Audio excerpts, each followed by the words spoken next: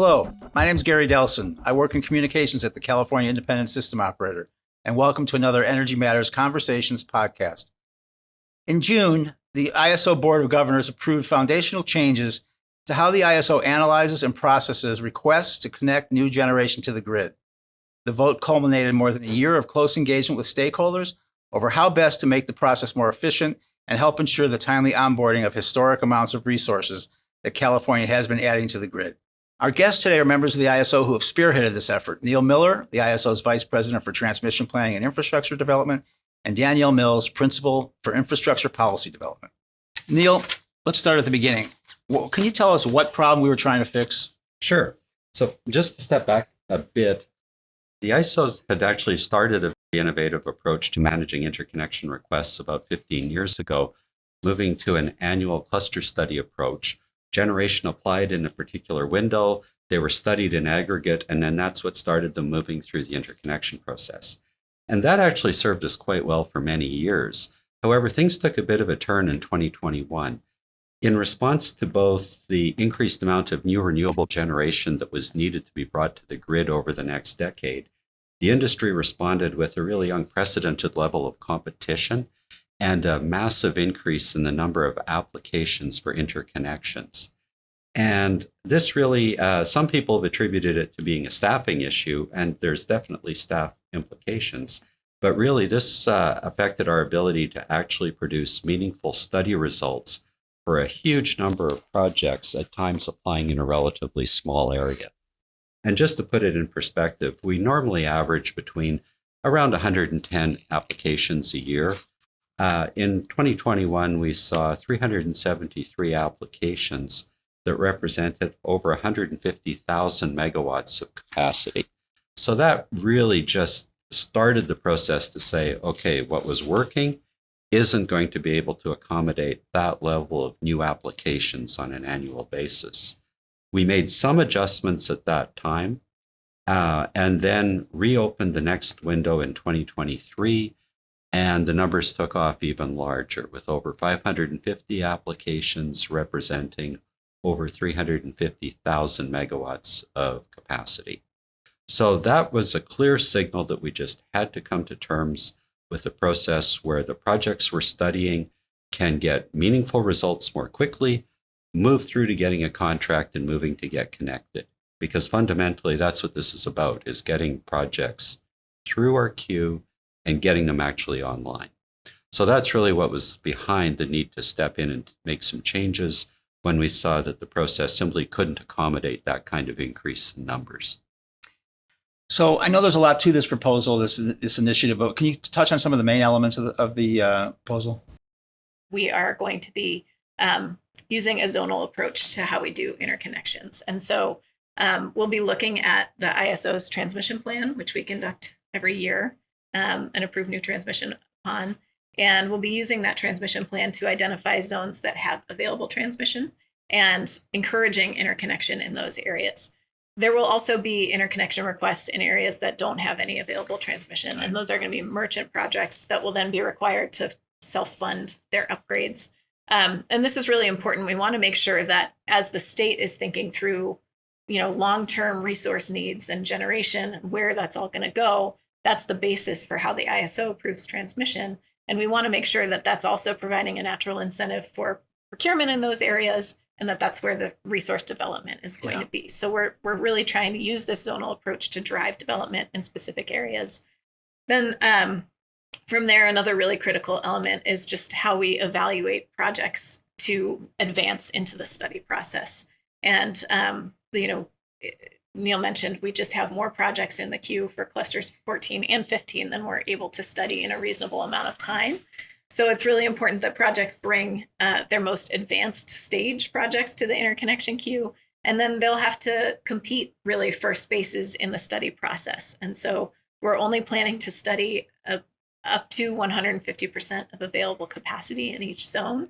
And to figure out which projects will be able to advance into the study process, we're going to be scoring projects through a series of indicators that we've used that are very objective. We're going to be inviting load serving entities to actually weigh in on which projects they think are most successful. And then if there are ties still in the scoring process, we would be moving those projects to consideration of distribution factors, which is a way of assessing a project's impact on the grid and taking the low distribution factor to move them into the study process. And then from there, if there are still ties, we would conduct a sealed bid market clearing auction for the right to be studied. So we're really trying to front load this process so that all of the competition takes place just to get into the study process to ensure that the studies that the ISO is doing have the most value and the most accuracy to interconnection customers. Well, thank you for that. I think you just explained why this process took so long because it's very complicated. And Danielle, how is this process going to change now that the board has approved this initiative? You still have to get FERC approval, right? So what's going to be different? How are people going to? How is this going to be different for folks that are work in this environment? So the process that was approved by the Board of Governors now has to go to the Federal Energy Regulatory Commission. So we'll be filing that in early August of 2024. And we'll probably be filing it in 2 batches. So Neil talked about the unprecedented levels of new interconnection requests that we saw in clusters 14 and 15. We're trying to address those in 2 ways. First, we're trying to address the intake of new interconnection requests, but we're also really focused on how we better manage the resources that are currently sitting in the queue and have been in the queue for several years. And if they don't move forward, have some risk of holding projects behind them back. So the first filing in early August will be addressing those intake issues. And as Neil alluded to, some competition to make sure that the projects that move forward into the study process are the most viable and ready interconnection projects that we have in the queue. And then the second filing is going to be a series of measures to reform how we manage projects that are currently in the queue to keep them moving forward. And if they're not moving forward, then to withdraw them. And does FERC, how does the Federal Energy Regulatory Commission, how does they review this? Do they review it as a total package, or can they look at parts and they could accept parts and maybe want to change parts? How does that work? How does that review process work? So they'll review each proposal as it comes in, or each filing as it comes in. And we've also already filed our compliance filing with Order 2023, which addresses the interconnection queue as well. So they're reviewing that right now. Then when they receive the interconnection process enhancements filing, first one they'll review, they can accept different parts of it, but there will be several different components of the proposal that are severable from one another. We feel it's really important that we are able to move forward with as many of these reforms as we possibly can. But if there's something that FERC has an issue with, or that stakeholders have an issue with, that needs to be adjusted, we can still make those adjustments without holding up the entire reform effort. And I wonder, this was a long, complicated process. Everybody worked really hard, and it took a while. Why is this so difficult? And this is not something unique to the California ISO. This is a problem, an issue that a lot of ISOs have. A more nimble process for connecting. Why is it so hard? Well, I think part of it is for us is California does have very aggressive clean energy goals. And also with load growth that we're facing, we do have to get a large volume of generation connected.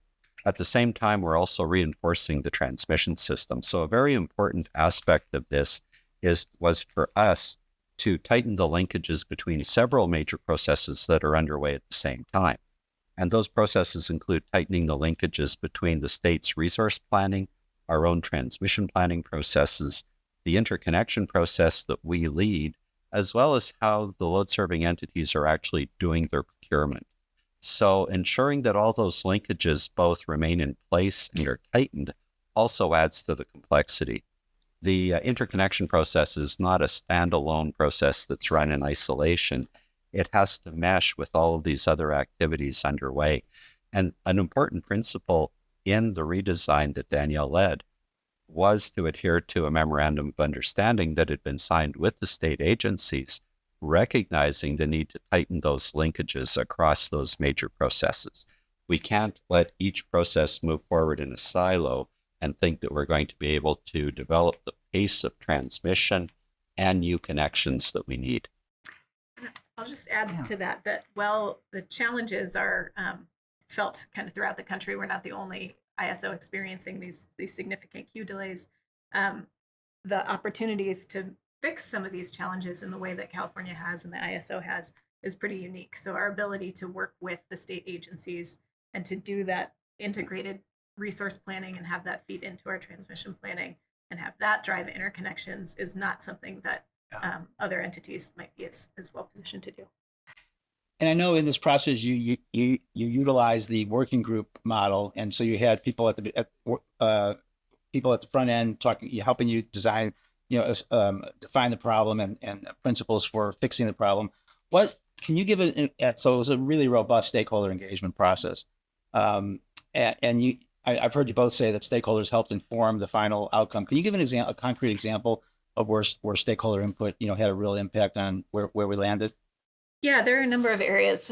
So we held a series of stakeholder working groups at the beginning of the initiative where we really tried to make sure that everyone had a common understanding of the problems that we were working with and trying to solve, as well as some just shared principles among stakeholders in the ISO. And then we allowed stakeholders to present some proposals, actually. And a number of those proposals sort of evolved as the process went on and as the initiative went on. And are included, I would say, heavily informed our final proposal. Two come to mind. The first is that there were a number of different proposals around how the ISO can be more transparent with the data that we provide and provide more accessible information to interconnection customers prior to the interconnection request window.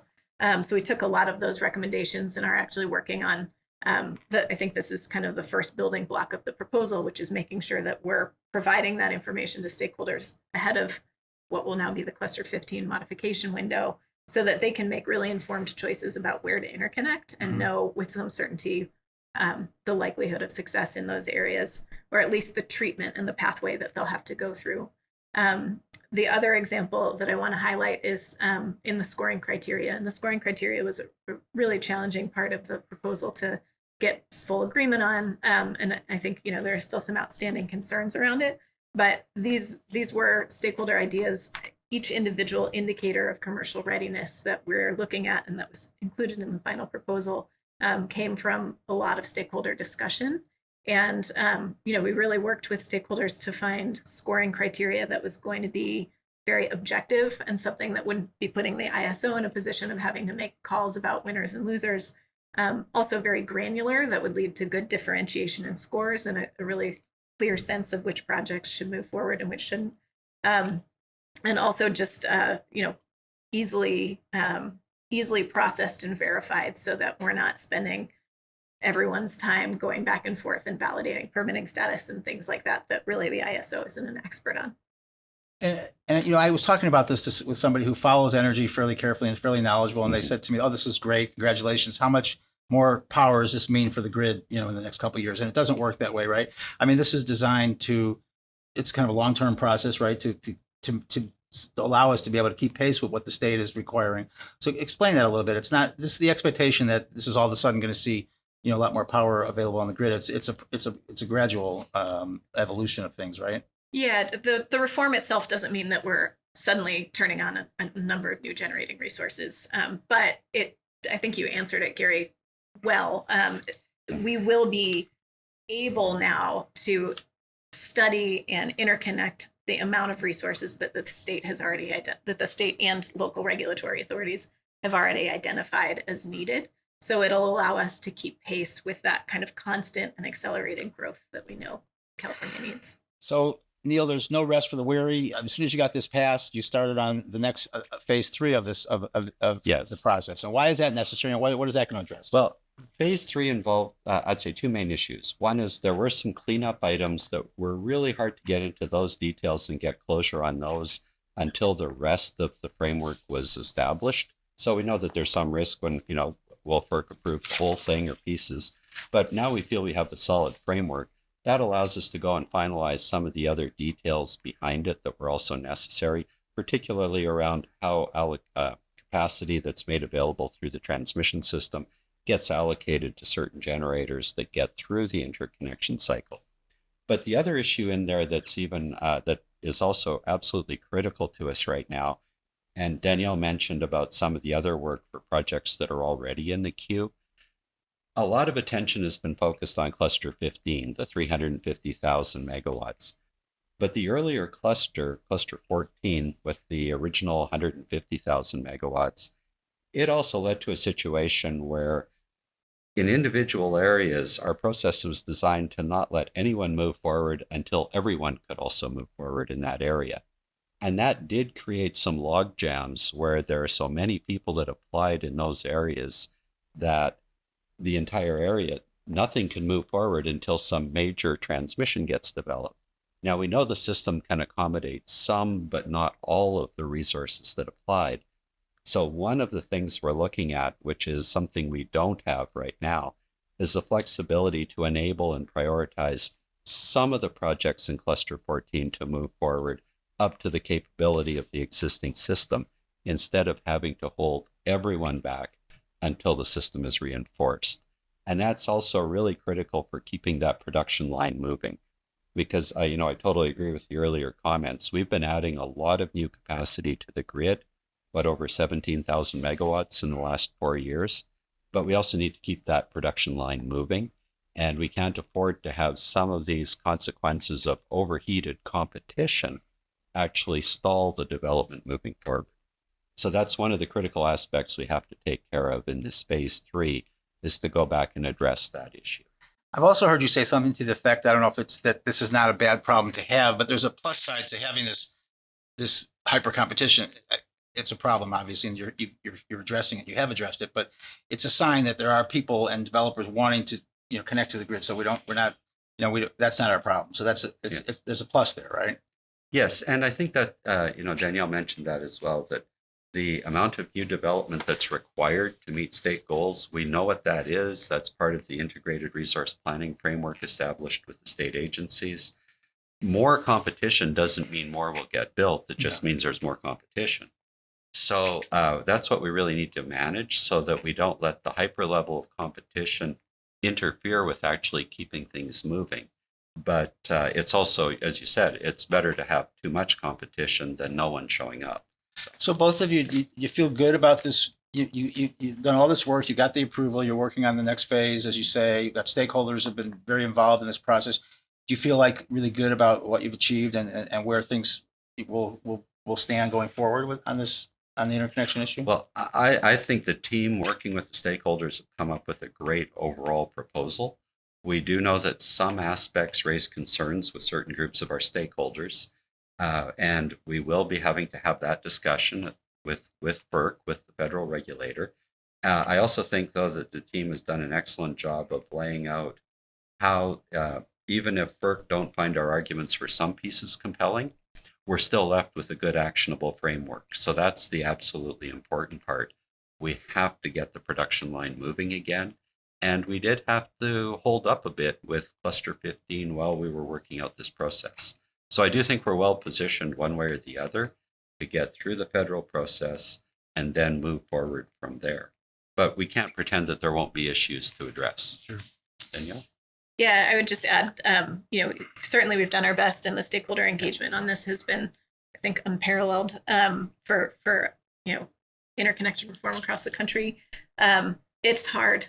Interconnection reform is really hard, and it's going to be, it's going to require changes not only for the ISO and for the development community, but for load serving entities and the participating transmission owners as well.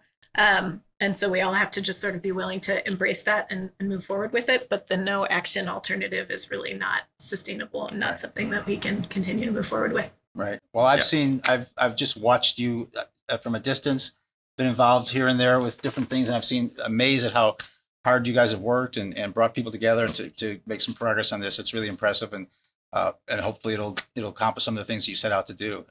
So thank you very much for your time and joining us, and that's it for this time around.